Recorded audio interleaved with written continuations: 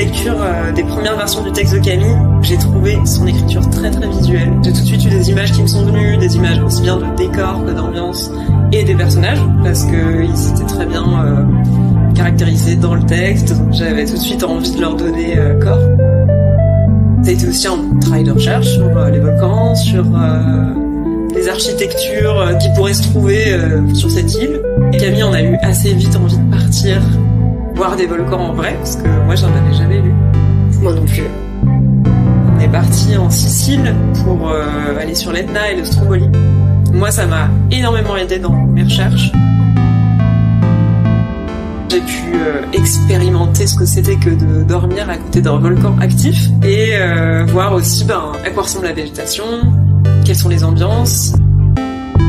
Moi j'ai immédiatement imaginé cette histoire se déroulant en Méditerranée. J'avais l'impression que c'était là que ça se passait. Ça s'est confirmé en Sicile, je dirais. Parce que en Sicile, donc, il y a ce Stromboli, qui est un volcan qui est tout le temps actif, qui est à taille très humaine. L'île, elle est petite, mais il y a quand même plusieurs centaines d'habitants qui vivent vraiment au pied de ce volcan. Et en lien direct, c'est pas comme les grands volcans qu'on inventait. D'ailleurs, Idou, en plus, il faut le dire, je pense, ouais. C'est le surnom du Stromboli.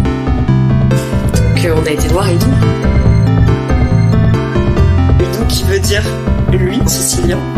Ça donne aussi immédiatement l'idée d'un être vivant qu'on personnifie et qui est aussi du coup un des personnages dans l'histoire. Pas seulement là comme étant un décor ou une expression de la nature, c'est vraiment un personnage qui a sa volonté propre, son existence propre.